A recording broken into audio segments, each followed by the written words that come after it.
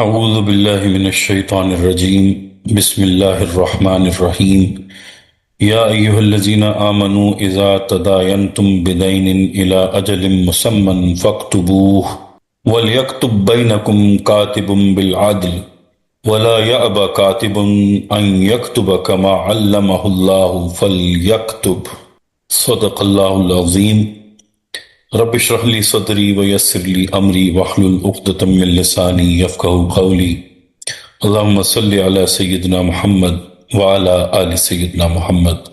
عزیزان گرامی، آج انشاءاللہ اللہ کی دی ہوئی توفیق سے ہم سورہ البقرہ کے رکوع نمبر 39 کا مطالعہ کریں گے، جو 2 آیات پر مشتمل ہے، اور اس میں جو اس رکوع کی پہلی آیت نمبر 282 ہے، وہ قرآن حکیم کی طویل ترین آیت ہے، اور اسے آیت دین یا آیت مدائنہ کا نام دیا گیا ہے، یعنی قرض سے متعلق آیت۔ اس آیت میں ہدایت دی گئی ہے کہ کوئی قرض کا باہم لین دین ہو یا آپس میں کوئی معاملہ ہو تو اسے باقاعدہ طور پر لکھ لیا جائے اور اس پر 2 گواہ مقرر کیے جائیں۔ ہمارے ہاں عام طور پر اس قرآنی ہدایت کو نظر انداز کیا جاتا ہے، اور کسی بھائی، دوست یا عزیز کو قرض دیتے ہوئے یا کوئی کاروباری معاملہ کرتے ہوئے یہ خیال کیا جاتا ہے کہ اس سے کیا لکھوانا، وہ کہے گا کہ انہیں مجھ پر اعتماد نہیں ہے۔ چنانچہ تمام معاملات زبانی طے کر لیے جاتے ہیں، اور بعد میں جب معاملات میں بگاڑ پیدا ہوتا ہے تو پھر لوگ شکوہ و شکایت اور چیخ و پکار کرتے ہیں۔ اگر شروع ہی میں قرآنی ہدایات کے مطابق مالی معاملات کو تحریر کر لیا جائے تو نوبت یہاں تک نہ پہنچے گی۔ حدیث نبوی صلی اللہ علیہ وآلہ وسلم کا مفہوم ہے کہ جو شخص قرض دیتے ہوئے یا کوئی مالی معاملہ کرتے ہوئے لکھواتا نہیں ہے، اگر اس کا مال ضائع ہو جاتا ہے تو اسے اس پر کوئی اجر نہیں ملتا، اور اگر وہ مقروض کے حق میں بد دعا کرتا ہے تو اللہ تعالیٰ اس کی فریاد نہیں سنتا، کیونکہ اس نے اللہ تعالیٰ کے واضح حکم کی خلاف ورزی کی۔ اب ہم اس آیت کا باقاعدہ مطالعہ شروع کرتے ہیں۔ یا ایہا الذین آمنوا اذا تداینتم بدین الی اجل مسمى فاکتبوہ، اے اہل ایمان، جب بھی تم قرض کا کوئی معاملہ کرو ایک وقت معین تک کے لیے تو اس کو لکھ لیا کرو۔ آیت کے اس ٹکڑے سے 2 حکم معلوم ہوتے ہیں۔ ایک یہ کہ قرض کا وقت معین ہونا چاہیے کہ یہ کب واپس ہوگا، اور دوسرا یہ کہ اسے لکھ لیا جائے۔ فَاكْتُبُوهُ یہ فعل امر ہے، اس میں حکم دیا جا رہا ہے کہ اسے لکھ لو، اسے لکھ لیا جائے۔ وَلْيَكْتُبْ بَيْنَكُمْ كَاتِبٌ بِالْعَدْلِ اور چاہیے کہ اس کو لکھے کوئی لکھنے والا تمہارے مابین عدل کے ساتھ۔ لکھنے والا کوئی ڈنڈی نہ مار جائے، اسے چاہیے کہ وہ صحیح لکھے۔ وَلَا يَأْبَ كَاتِبٌ أَن يَكْتُبَ كَمَا عَلَّمَهُ اللَّهُ فَلْيَكْتُبْ اور جو لکھنا جانتا ہو وہ لکھنے سے انکار نہ کرے جس طرح اللہ نے اس کو سکھایا ہے، بس چاہیے کہ وہ لکھ دے۔ یہ ہدایت تاکید کے ساتھ کی گئی ہے، اس لیے کہ اس معاشرے میں پڑھے لکھے لوگ بہت کم ہوتے تھے۔ اب بھی مالی معاملات اور معاہدات بالعموم وثیقہ نویس تحریر کرتے ہیں۔ وَلْيُمْلِلِ الَّذِي عَلَيْهِ الْحَقُّ اور املا وہ شخص کرائے، یعنی تحریر وہ شخص لکھوائے جس پر حق آتا ہے، یعنی جس نے قرض لیا ہے وہ دستاویز لکھوائے کہ میں کیا ذمہ داری لے رہا ہوں، جس کا مال ہے وہ نہ لکھوائے۔ وَلْيَتَّقِ اللَّهَ رَبَّهُ اور وہ اللہ سے ڈرتا رہے اپنے رب سے۔ وَلَا يَبْخَسْ مِنْهُ شَيْئًا اور لکھواتے ہوئے اس میں سے کوئی شے کم نہ کر دے۔ فَإِنْ كَانَ الَّذِي عَلَيْهِ الْحَقُّ سَفِيهًا أَوْ ضَعِيفًا پھر اگر وہ شخص جس پر حق عائد ہوتا ہے نا سمجھ یا ضعیف ہو، او لا يستطيع ان يملہ یا اس کے اندر اتنی صلاحیت نہ ہو کہ املا کروا سکے، تحریر کروا سکے، فَلْيُمْلِلْ وَلِيُّهُ بِالْعَدْلِ تو جو اس کا ولی ہو وہ انصاف کے ساتھ لکھوا دے۔ اگر قرض لینے والا نا سمجھ ہو، ضعیف ہو یا دستاویز نہ لکھوا سکتا ہو تو اس کا کوئی ولی، کوئی وکیل یا کوئی مختار اٹارنی اس کی طرف سے انصاف کے ساتھ دستاویز تحریر کرائے۔ وَاسْتَشْهِدُوا شَهِيدَيْنِ مِنْ رِجَالِكُمْ اور اس پر گواہ بنا لیا کرو اپنے مردوں میں سے 2 آدمیوں کو۔ فَإِن لَمْ يَكُونَا رَجُلَيْنِ فَرَجُلٌ وَامْرَأَتَانِ پھر اگر 2 مرد دستیاب نہ ہوں تو 1 مرد اور 2 عورتیں ہوں۔ ممن ترضون من الشہداء، یہ گواہ تمہارے پسندیدہ لوگوں میں سے جن کی گواہی ہر دو فریق کے نزدیک مقبول ہو اور ان پر دونوں کو اعتماد ہو۔ اگر ان ساری صفات کے دو مرد دستیاب نہ ہو سکے تو گواہی کے لیے ایک مرد اور دو عورتوں کا انتخاب کر لیا جائے، یعنی گواہوں میں ایک مرد کا ہونا لازم ہے، محض عورت کی گواہی نہیں چلے گی۔ اب سوال پیدا ہوتا ہے کہ آیا ہر قسم کے معاملات میں دو عورتوں کی گواہی ایک مرد کے برابر ہے، یا یہ معاملہ صرف قرض اور مالی معاملات میں دستاویز تحریر کرتے وقت کا ہے؟ اس کی تفصیل فقہا کے ہاں ملتی ہے۔ ان تضل احداہما فتذکر احداہما الاخری، تاکہ ان میں سے کوئی ایک بھول جائے تو دوسری یاد کروا دے۔ یہاں عقلی سوال پیدا ہو گیا کہ کیا مرد نہیں بھول سکتا؟ اس کا جواب یہ ہے کہ واقعتاً اللہ تعالیٰ نے عورت کے اندر نسیان کا مادہ رکھا ہے۔ اللہ تعالیٰ خود فرماتے ہیں سورہ ملک میں، الا یعلم من خلق وهو اللطیف الخبیر، کیا وہی نہ جانے گا جس نے پیدا کیا؟ وہ بڑا باریک بین اور ہر شے کا خبر رکھنے والا ہے۔ جس نے پیدا کیا ہے وہ خوب جانتا ہے کہ کس میں کون سا مادہ زیادہ ہے۔ عورت میں نسیان کا مادہ کیوں زیادہ رکھا گیا ہے یہ بھی سمجھ لیجئے۔ یہ بڑی عقلی اور منطقی بات ہے۔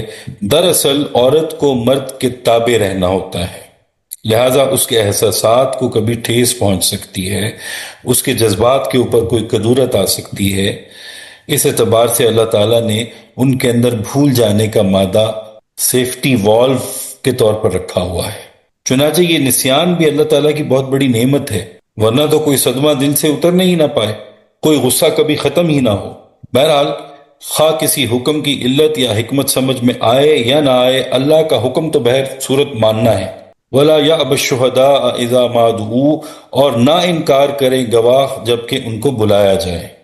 گواہوں کو جب گواہی کے لیے بلایا جائے تو آ کر گواہی دیں، اس سے انکار نہ کریں۔ اسی سورہ مبارکہ کی آیت 140 میں ہم پڑھ آئے ہیں، وَمَنْ أَظْلَمُ مِمَّنْ كَتَمَ شَهَادَةً عِنْدَهُ مِنَ اللَّهِ، اور اس شخص سے بڑھ کر کون ظالم ہوگا جس کے پاس اللہ کی طرف سے ایک شہادت موجود ہو اور وہ اسے چھپائے۔ آگے فرماتے ہیں وَلَا تَسْعَمُوا أَن تَكْتُبُوهُ صَغِيرًا أَوْ كَبِيرًا إِلَىٰ أَجَلِهِ، اور تساہل مت کرو اس کے لکھنے میں، معاملہ خواہ چھوٹا ہو یا بڑا، اس کی معین مدت کے لیے۔ قرض خواہ چھوٹا ہو یا بڑا، اس کی دستاویز تحریر ہونی چاہیے کہ میں اتنی رقم لے رہا ہوں اور اتنے وقت میں اسے لوٹا دوں گا۔ اس کے بعد قرض خواہ قرض واپس لینے والا اس مدت کو بڑھا بھی سکتا ہے، مزید مہلت دے سکتا ہے، بلکہ معاف بھی کر سکتا ہے، لیکن قرض دیتے وقت اس کی مدت معین ہونی چاہیے۔ ذالکم اقسط عند اللہ، یہ اللہ کے نزدیک بھی زیادہ مبنی بر انصاف ہے، زیادہ انصاف پر مبنی ہے۔ وَأَقْوَمُ لِلشَّهَادَةِ، اور گواہی کو زیادہ درست رکھنے والا ہے۔ معاملہ تحریر کی ضبط میں آ جائے گا تو بہت واضح رہے گا، ورنہ زبانی یا یادداشت کے اندر تو کہیں تعبیر ہی میں فرق ہو جاتا ہے۔ وَأَدْنَىٰ أَلَّا تَرْتَابُوا، اور یہ اس کے زیادہ قریب ہے کہ تم شبہ میں نہیں پڑو گے۔ إِلَّا أَن تَكُونَ تِجَارَةً حَاضِرَةً تُدِيرُونَهَا بَيْنَكُمْ، الا یہ کہ کوئی تجارتی لین دین ہو جو تم دست بدست کرتے ہو۔ مثلا آپ کسی دکان سے کوئی شے خریدتے ہیں اور نقد پیسے عطا کرتے ہیں تو ضروری نہیں کہ آپ اس کا کیش میمو بھی لیں۔ اگر آپ چاہیں تو دکاندار سے کیش میمو طلب کر سکتے ہیں، انوائس لے سکتے ہیں، چاہیں تو چھوڑ بھی سکتے ہیں۔ فَلَيْسَ عَلَيْكُمْ جُنَاحٌ أَلَّا تَكْتُبُوهَا، تو تم پر کوئی گناہ نہیں ہے کہ اسے نہ لکھو۔ وَأَشْهِدُوا إِذَا تَبَايَعْتُمْ، اور گواہ بنا لیا کرو جب کوئی مستقبل کا سودا کرو۔ مستقبل کا جو سودا ہے یہ بھی ایک قرض کی طرح ہے، یہ ایک طرح کا قرض ہے۔ مثال کے طور پر آپ کسی زمیندار سے طے کرتے ہیں کہ آئندہ فصل کے موقع پر آپ اس سے اتنے روپے فی من کے حساب سے 500 من گندم خریدیں گے۔ یہ بیع السلم کہلاتی ہے یا مستقبل کا سودا، اور اس میں لازم ہے کہ آپ پوری قیمت بھی ادا کریں اور آپ کو گندم فصل کے موقع پر ملے گی۔ اس طرح کا لین دین بھی باقاعدہ تحریر میں آنا چاہیے اور اس پر 2 گواہ مقرر ہونے چاہیے۔ ولا یضار کاتب ولا شہید، اور نہ نقصان پہنچایا جائے کسی لکھنے والے کو اور گواہ کو، اور نہ نقصان پہنچائے کوئی لکھنے والا اور گواہ۔ یضار میں یہ دونوں مفہوم موجود ہیں، اس لیے کہ یہ معروف بھی ہے اور مجہول بھی ہے۔ وَإِن تَفْعَلُوا فَإِنَّهُ فُسُوقٌ بِكُمْ، اور اگر تم ایسا کرو گے یعنی نقصان پہنچاؤ گے تو یہ تمہارے حق میں گناہ کی بات ہوگی۔ واتقوا اللہ، اور اللہ سے ڈرتے رہو۔ وَيُعَلِّمُكُمُ اللَّهُ، اور اللہ تمہیں تعلیم دے رہا ہے۔ وَاللَّهُ بِكُلِّ شَيْءٍ علیم، اور اللہ ہر چیز کا علم رکھنے والا ہے۔ اب دیکھیے کہ تم قرض لے رہے ہو تو کیسے لکھو گے، کیا لکھت پڑھت کرو گے، کیسے گواہ ہوں گے، کون لکھے گا اور کون گواہی دے گا، ان سب باتوں کی تعلیم اللہ تعالیٰ خود ہمیں دے رہے ہیں۔ نماز کے بارے میں تو کہہ دیا کہ اقیم الصلاۃ، نماز قائم کرو۔ کیسے قائم کرنی ہے یہ ہمارے نبی سے سیکھ لو صلی اللہ علیہ وسلم۔ روزے رکھو، کیسے رکھنے ہیں یہ ہمارے نبی سے سیکھ لو۔ حج ادا کرو، حج کا طریقہ بھی ہمارے نبی سے سیکھ لینا۔ لیکن معاملے کی چیز اللہ تعالیٰ خود بیٹھ کر پڑھانے لگ جاتے ہیں۔ اس سے معلوم ہوا کہ دین کے اندر معاملات کی اہمیت عبادات سے زیادہ ہے۔ دین کے اندر معاملات کی صفائی، صدق، امانت، دیانت، اس کی اہمیت زیادہ ہے۔ جیسے اسی آیت میں فرمایا کہ اللہ کا تقوی اختیار کرو، اللہ تمہیں تعلیم دینے لگ جائے گا۔ یوں سمجھیے کہ جو تقوی اختیار کرتا ہے اللہ تعالیٰ خود اس کے استاد بن جاتے ہیں، اور اللہ تعالیٰ ہر چیز کا علم رکھنے والے ہیں۔ اب آگے آیت نمبر 283، وَإِن كُنتُمْ عَلَى سَفَرٍ وَلَمْ تَجِدُوا كَاتِبًا، اور اگر تم سفر پر ہو اور کوئی لکھنے والا نہ پاؤ، اگر دوران سفر کوئی لین دین یا قرض کا معاملہ ہو جائے اور کوئی کاتب نہ مل سکے، فَرِحَانٌ مَقْبُوضَةٌ، تو کوئی شے گروی رکھ لو قبضے میں۔ قرض لینے والا اپنی کوئی شے قرض دینے والے کے حوالے کر دے کہ میری یہ شے آپ کے قبضے میں رہے گی، آپ اتنے پیسے مجھے دے دیجئے، میں جب یہ واپس کروں گا آپ میری چیز مجھے لوٹا دیجئے گا۔ یہ رہن بالقبضہ ہے، لیکن رہن گروی رکھی ہوئی چیز سے کوئی فائدہ اٹھانے کی اجازت نہیں ہے، وہ سود ہو جائے گا۔ مثلا اگر مکان رہن رکھا گیا ہے تو اس پر قبضہ تو قرض دینے والے کا ہوگا، لیکن وہ اس سے استفادہ نہیں کر سکتا، اس کا کرایہ نہیں لے سکتا، کرایہ مالک کو جائے گا۔ فَإِنْ أَمِنَ بَعْضُكُمْ بَعْضًا، پھر اگر تم میں سے ایک دوسرے پر اعتماد کرے، یعنی ایک شخص دوسرے پر اعتماد کرتے ہوئے بغیر رہن کے اسے قرض دے دیتا ہے، فَلْيُؤَدِّ الَّذِي اؤْتُمِنَ أَمَانَتَهُ، تو جس کے پاس امانت رکھی گئی ہے اس کو چاہیے کہ وہ اس کی امانت واپس کرے۔ ایک شخص کے پاس رہن دینے کو کچھ نہیں تھا، یا یہ کہ دوسرے بھائی نے اس پر اعتماد کرتے ہوئے اس سے کوئی شے رہن نہیں لی اور اس کو قرض دے دیا، تو یہ مال جو اس نے قرض لیا ہے یہ اس کے پاس قرض دینے والے کی امانت ہے، جس کا واپس لوٹانا اس کے ذمہ فرض ہے۔ وَلْيَتَّقِ اللَّهَ رَبَّهُ، اور اللہ سے ڈرے جو اس کا رب ہے۔ وَلَا تَكْتُمُوا الشَّهَادَةَ، اور گواہی کو چھپایا نہ کرو۔